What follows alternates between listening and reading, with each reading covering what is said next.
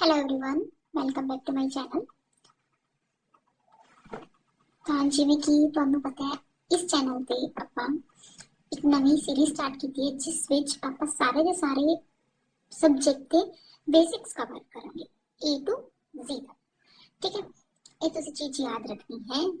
ਇਹ ਸਭ ਕਲਾਸਿਸ ਤੁਹਾਨੂੰ ਪੰਜਾਬੀ ਦੇ ਵਿੱਚ ਹੀ ਮਿਲਣਗੀਆਂ ਤੇ ਇਸ ਤੋਂ ਪਹਿਲਾਂ ਪੰਜਾਬ ਜੀਕੇ ਦੀ ਕਲਾਸਿਸ ਹੋ ਚੁੱਕੀਆਂ ਨੇ, ਉਹ ਤੁਸੀਂ ਦੇਖ ਸਕਦੇ ਹੋ। ਤੇ ਅੱਜ ਆਪਾਂ ਸ਼ੁਰੂ ਕਰਨ ਜਾ ਰਹੇ ਹਾਂ परसेंटेज जो कि मैथ का टॉपिक है। बेसिक तो लेके पूरे एडवांस लेवल तक ये वाला टॉपिक अपने को चलेगा। ठीक है, हम स्टार्ट करते हैं। देखो परसेंटेज तो भी पता है, आप स्कूल ਦੇ ਵਿੱਚ ਕੀ ਕਰਦੇ ਹੁੰਦੇ ਸੀ, परसेंटेज ਕਰਦੇ ਹੁੰਦੇ ਸੀ ਜਾਂ ਅਗਰ ਹੁਣ ਵੀ ਆਪਾਂ ਫਾਰਮ ਫਿਲਿੰਗ ਕਰਦੇ ਹਾਂ ਉਦੋਂ ਵੀ ਆਪਣੇ ਤੋਂ ਕੀ ਪੁੱਛੀ ਜਾਂਦੇ ਵੀ ਤੁਹਾਡੇ 10th ਦੇ परसेंटेज मार्क्स ਦੱਸੋ, 12th ਦੀ ਜਾਂ ਫਿਰ ਜਦੋਂ ਤੁਸੀਂ ਕੋਈ ਵੀ ਗ੍ਰੈਜੂਏਸ਼ਨ ਕੀਤੀ ਹੈ ਉਹਦੇ ਵਿੱਚ परसेंटेज। ठीक है, ओके एवं कैलकुलेट की जिम्मे फॉर एग्जांपल राम पर्सन है, उनके नंबर आए हैं 450। ਹੁਣ ਆ 450 ਨੰਬਰ ਆਏ ਆ, ਅਗਰ ਮੈਂ ਪਰਸੈਂਟੇਜ ਕੱਢਣੀ ਹੈ ਤਾਂ ਮੈਂ ਕਿਵੇਂ ਕੱਢੂੰਗੀ? ਮੈਂ ਦੱਸੂਗੀ ਵੀ 450 ਕਿੰਦੇ ਕੰਟੈਕਸਟ ਦੇ ਵਿੱਚ ਆ ਰਹੀ ਹੈ। ਮੀਨਸ 500 ਚੋਂ ਨੇ, 600 ਚੋਂ ਨੇ, 700 ਚੋਂ ਨੇ। ਇਹ ਠੀਕ ਹੈ, ਅਗਰ ਇਹ ਚੀਜ਼ ਪਤਾ ਹੈ ਆਪਾਂ ਨੂੰ ਤਾਂ ਹੀ ਆਪਾਂ ਪਰਸੈਂਟੇਜ ਫਾਈਂਡ ਆਊਟ ਕਰ ਸਕਦੇ ਹਾਂ। ਮੰਨ ਲਓ ਉਹਦੇ 450 ਨੰਬਰ ਆਏ ਆ 500 ਦੇ ਵਿੱਚੋਂ, ਤਾਂ ਆਪਾਂ ਕੀ ਕਰਾਂਗੇ? 100 ਲਗਾਵਾਂਗੇ ਤੇ ਆਪਾਂ ਕੀ ਕਰ ਲੈਂਦੇ ਹਾਂ, परसेंटेज कर लेंगे। तो उनकी परसेंटेज बनी 90%। ठीक है, डन। ये मतलब होता है परसेंटेज का। ओके ओके, एक क्वेश्चन ਤੁਹਾਡੇ ਵਾਸਤੇ ਇੱਥੇ ਆਪਾਂ ਲਗਾਣੇ ਆ। ਜਿਵੇਂ ਇੱਕ ਹੋਰ ਚੀਜ਼ ਹੁੰਦੀ ਹੈ, ਜਿਵੇਂ ਇਹਦੇ ਵਿੱਚ ਕੀ, ਹਾਂ ਸੌਰੀ ਪਹਿਲਾਂ ਤਾਂ परसेंटेज ਆਪਾਂ ਕੀ ਕੀਤਾ, ਇੱਕ ਜਿਵੇਂ ਰਾਮ ਸੀਗਾ, ਰਾਮ ਨੇ ਕੀ ਕੀਤਾ, ਸਿਰਫ ਤੇ ਸਿਰਫ ਆਪਦੇ मार्क्स ही आपदे मार्क्स ही निकाले, आपदे परसेंटेज ही फाइंड आउट कीते। तो दूसरा परसेंटेज आप किवें कर सकते हैं, जिवें परसेंटेज दे जिवें for example Ram the income 10,000 है, आप 100 मान लेंगे। ठीक है, तो उधरों ही श्याम दी इनकम कितनी होगी, 200। हुण आपां नूं की पूछिया, आपां दो जणियां दी कंपैरिजन वास्ते ये परसेंटेज यूज करते हैं। हुण अपने कोल क्वेश्चन हमेशा पूछा जाता है, how much Shyam's income is more than Ram income. शाम दी इनकम, शाम दी आमदन राम तो कितनी ज्यादा है। देखो तुझे चेक करनी है, हमेशा याद रखियो किंदे कॉन्टेक्स्ट दे विच ते किवें पूछा गया। हुण किवें पूछा कि शाम दी इनकम, तब बेस अपना की हो गया, शाम दी इनकम राम दी इनकम तो कितनी ज्यादा है, तो बेस किंदे नाल कंपैरिजन हो रहा है, राम नाल। राम दी इनकम तो 100 ज्यादा है अपॉन 100 इंटू 100, तो मतलब 100% ज्यादा है। ठीक है, पहले आप परसेंटेज का यूज पढ़िया, जो कि आप कोई भी परसेंटेज मार्क्स कैलकुलेट जिवें कि आप स्कूल लेवल दे विच करके आ रहे हैं उस तरह।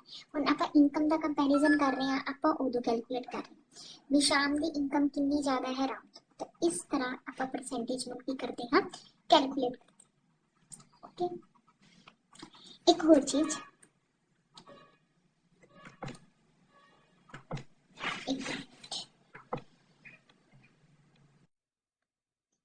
देखो अगर तुसी क्वेश्चंस करना चाह रहे हो तो एक परसेंटेज टू फ्रैक्शन का चार्ट होता है, वो प्लीज तुसी आपके स्टडी टेबल पे लगा के रखना है। परसेंटेज टू फ्रैक्शन का जो चार्ट है वो तुसी आपके स्टडी टेबल पे प्लीज उन्होंने लगा के उन्हें तुसी प्लीज प्रिंट आउट जरूर लो। ठीक है, मैं ਤੁਹਾਨੂੰ ਹੁਣੇ ਇੱਥੇ ਪ੍ਰੋਵਾਈਡ ਕਰ ਦਾਂਗੀ ਕੋਈ ਵੀ ਵੀਡੀਓਜ਼ ਦੇ ਵਿੱਚ ਜਾਂ ਇਸ ਵੀਡੀਓ ਦੇ ਡਿਸਕ੍ਰਿਪਸ਼ਨ ਦੇ ਵਿੱਚ। ਤੁਸੀਂ ਉਹਦਾ ਪ੍ਰਿੰਟ ਆਊਟ ਜਾਂ ਫਿਰ ਤੁਸੀਂ ਕ੍ਰੋਮ ਗੂਗਲ ਦੇ ਵਿੱਚ ਲੈ ਕੇ ਉਹਦਾ ਪ੍ਰਿੰਟ ਆਊਟ ਕਰਵਾਓ ਵਧੀਆ ਫਾਰਮ ਦੇ ਵਿੱਚ, ਜਿਵੇਂ ਲੈਮੀਨੇਟਡ ਫਾਰਮ ਦੇ ਵਿੱਚ ਹੁੰਦਾ, ਤੇ ਉਹਨੂੰ ਆਪਦੇ ਸਟੱਡੀ ਟੇਬਲ ਤੇ ਕੀ ਕਰੋ, ਪੇਸਟ ਕਰੋ, ਤਾਂ ਜੋ ਤੁਹਾਨੂੰ ਕੀ ਹੋ ਜਾਣ, ਇਹ ਪਰਸੈਂਟੇਜ ਯਾਦ ਹੋ ਜਾਣ। ਜਿਵੇਂ 1 by 1 ਕਿੰਨਾ ਹੁੰਦਾ ਹੈ 100%, 1 by 2 50%, 1 by 3 33.33%, 1 by 4 20%, sorry 25%, 1 by 5 20%, 1 by 6 16.66, 1 by 7 14.28, 1 by 8 12.5, 1 by 9 11.11, 1 by 10 10%। ठीक है, इस तरह उस तो बाद भी जाएंगे 1 by 11, 1 by 12, 1 by 30। ठीक है, 1/11 हो चुका 9.09%। ठीक है, 1/12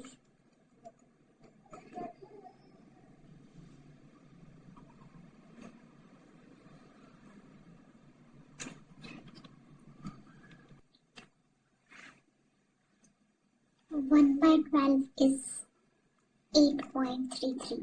ठीक है, ਇਹ ਸਾਰੇ ਇਸ ਤਰ੍ਹਾਂ ਤੁਹਾਨੂੰ ਇਹ ਯਾਦ ਹੋਣੇ ਚਾਹੀਦੇ ਹੈ। ਪਲੀਜ਼ ਇਹਨਾਂ ਜਿਹੜਾ ਤੁਸੀਂ ਚਾਰਟ ਹੈ ਪੂਰਾ ਦਾ ਪੂਰਾ ਆਪਣੀ ਸਟੱਡੀ ਟੇਬਲ ਤੇ ਪ੍ਰਿੰਟ ਆਊਟ ਕਰੋ। ਠੀਕ ਹੈ, ਪੂਰਾ ਤੁਹਾਨੂੰ ਯਾਦ ਹੋਣਾ ਚਾਹੀਦਾ। ਠੀਕ ਹੈ, ਤੇ ਆਪਣਾ ਪਰਸੈਂਟੇਜ ਦਾ ਬੇਸਿਕ ਹੈ। ਹੁਣ ਆਪਾਂ ਗੱਲ ਕਰਦੇ ਹਾਂ क्वेश्चन किस तरह के आते हैं ਤੇ ਆਪਾਂ ਉਹਨਾਂ ਨੂੰ ਕਿਵੇਂ ਡੀਲ ਕਰਨਾ ਹੈ। ਫਸਟ ਨੰਬਰ क्वेश्चन सिर्फ परसेंटेज ਦੇ ਵਿੱਚ ਆਹੀ ਬੇਸ ਹੈ, ਬਟ ਜਸਟ ਤੁਹਾਨੂੰ ਸਟੇਟਮੈਂਟ ਨੂੰ ਸਮਝ ਆਉਣਾ ਚਾਹੀਦਾ। ਅਗਰ ਤੁਸੀਂ परसेंटेज टू फ्रैक्शन कर लिया कैलकुलेट करना ਤੁਹਾਨੂੰ ਆ ਜਾਏਗਾ। ਜਿਵੇਂ ਫਸਟ क्वेश्चन ਆਪਾਂ ਲੈ ਰਹੇ ਹਾਂ, ਜਿਵੇਂ x ਪਰਸਨ ਹੈ, x ਪਰਸਨ ਦੀ ਇਨਕਮ ਹੈਗੀ ਹੈ 20,000। ਠੀਕ ਹੈ, ਕਿੰਨੀ ਹੈ ਇਨਕਮ 20,000। ਜਿਹੜੀ ਉਹਦੀ ਇਨਕਮ ਹੈ, his income get increased by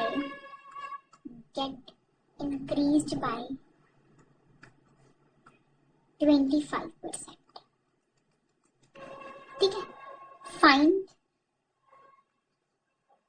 new income अपना फर्स्ट क्वेश्चन हो गया। हम पूछ रहे हैं भी न्यू इनकम फाइंड करनी है, किवें करनी है। देखो दो तरीके, पहले मेथड देखो, अगर तुहानू पता है भी 25% ਨੂੰ ਕੀ ਕਹਿੰਦੇ ਆਪਾਂ, 25% ਨੂੰ ਕੀ ਕਹਿੰਦੇ ਆਪਾਂ, 25% ਦਾ मतलब ਹੁੰਦਾ है 1/4। 1/4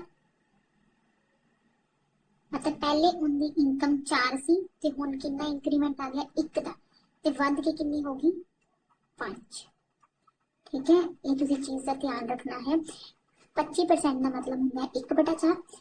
ਜਿਹੜੀ ਆ ਚੀਜ਼ ਹੁੰਦੀ ਹੈ ओरिजिनल वैल्यू ਦੀ ਹਮੇਸ਼ਾ ਗੱਲ ਕਰਦੀ ਹੈ, ਇਨੀਸ਼ੀਅਲ ਵੈਲਿਊ ਹੁੰਦੀ ਹੈ।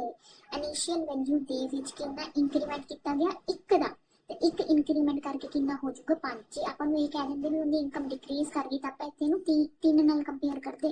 ठीक है, ਹੁਣ देखो पुरानी इनकम मतलब ओरिजिनल इनकम अपने को पता है कितनी है 20,000, तो आप ਇਹਨੂੰ ਐਸੋਸੀਏਟ ਕਰਾਂਗੇ 20,000 ਨਾਲ। 20,000 ਨੂੰ ਮੈਂ 4 ਨੂੰ ਕਿੰਨੇ ਨਾਲ ਗੁਣਾ ਕਰਾਂਗੀ 20,000 ਬਣ ਜੇ 5,000 ਨਾ 5,000। ਤੇ ਅਗਰ ਮੈਂ ਇਸ ਕੰਟੈਕਸਟ ਦੇ ਵੇਖਾਂ 5,000 ਇੱਥੇ ਆਇਆ ਤਾਂ ਕਿੰਨੀ ਹੋਗੀ 25,000। ठीक है, अगर घट हुई होंगी तो कितनी बन जाती 15,000। ਇਹਦੇ ਵਿੱਚ ਹੀ ਆਪਣਾ ਦੂਜਾ क्वेश्चन निकल गया। अगर उनकी इनकम सी ਉਹ ਕੀ ਹੁੰਦੀ ਹੈ डिक्रीज हो जाती है, डिक्रीज हो जाती है किन्ने किन्ने नाल 25% ਨਾਲ डिक्रीज हो जाती है। मतलब पहले ओरिजिनल 1/4, 4 ਦੇ ਵਿੱਚੋਂ 1 ਗਿਆ 3, 4 ਤੇ ਉਹ ਹੋਗੀ ਆਪਣੇ ਕੋਲ 15,000। ਇਹ ਆਪਾਂ ਨੂੰ ਇਨਕਰੀਜ਼ ਤੇ ਡਿਕਰੀਜ਼ ਦਾ ਮਤਲਬ ਸਮਝ ਆ ਜਾਣਾ ਚਾਹੀਦਾ। ਇਹ ਹੈ ਬੇਸ। ठीक है, समझ आया।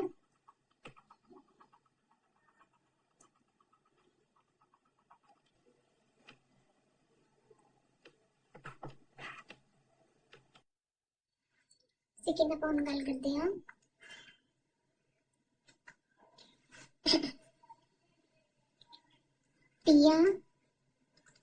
Tia's income is equals to 20,000. Okay, Sia's income is equals to 15,000. How much Sia income is less than Tia's income?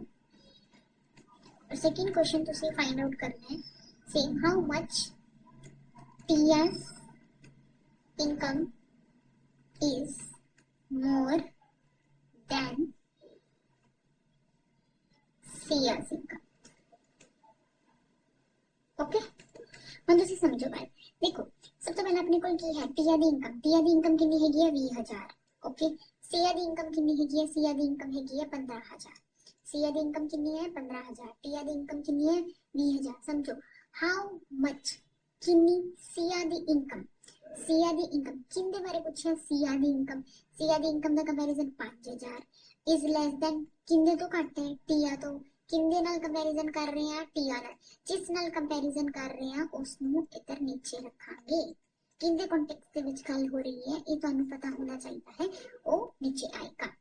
2 ਨਾਲ 2 ਕੱਟਤਾ, 1 0 ਨਾਲ 1 0 ਕੱਟਤੀ, 5 ਤੇ 3, 1/3 ਆ ਗਿਆ।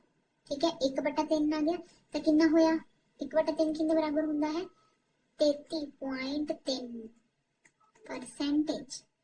ਹੁਣ ਇਹਦੇ ਵਿੱਚ ਕੀ ਪੁੱਛਿਆ, T's income is more than C's income.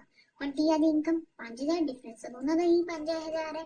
ਪਰ ਹੁਣ ਇਹਦੇ ਵਿੱਚ ਕੀ ਪੁੱਛਿਆ ਗਿਆ ਹੈ, ਟੀਆ ਦੀ ਇਨਕਮ ਕਿੰਨੀ ਹੈ, मतलब टीया ਦੀ ਇਨਕਮ ਕਿੰਨੀ ਜ਼ਿਆਦਾ ਹੈ ਸੀਆ ਤੋਂ 5000। ਕਿੰਨੇ ਕੰਟੈਕਸਟ ਵਿੱਚ ਸੀਆ, ਸੀ ਨੀਚੇ ਆ ਜਾਏਗਾ। How much? एक मिनट, सॉरी ਆਪਾਂ ਟੀਆ ਦੀ ਇਨਕਮ ਲੈਣੀ ਸੀ ਨਾ, ਪਰ ਟੀਆ ਦੇ ਕੰਟੈਕਸਟ ਵਿੱਚ ਪੁੱਛਿਆ ਤਾਂ ਟੀਆ ਦੀ ਉੱਪਰ ਇਨਕਮ ਕਿੰਨੀ ਸੀ 20000। ਸੌਰੀ, ਆਮ ਸੋ ਸੌਰੀ।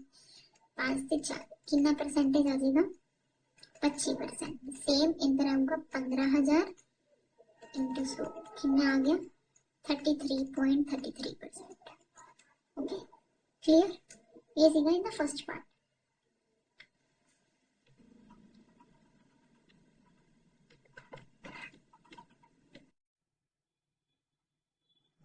एक क्वेश्चन और करते हैं आपका। 2 pocket money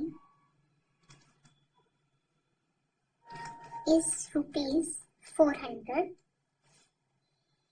His pocket money get decreased by 10%.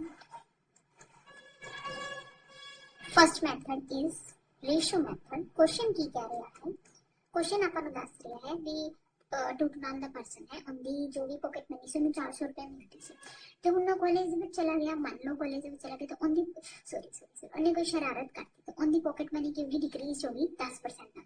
किन्ने नाल डिक्रीज होगी 10%। ओरिजिनल का 10% घट होगा 400। अगर मैं 400 का 10 सॉरी रेशो को मेथड नाल करते 10% का मतलब क्या होता है, पहले 10 सी हुन कितनी होगी 9 होगी। 10% का मतलब क्या होता है 1/10। 10% को तुसी किवें लिखते देखो 10/100।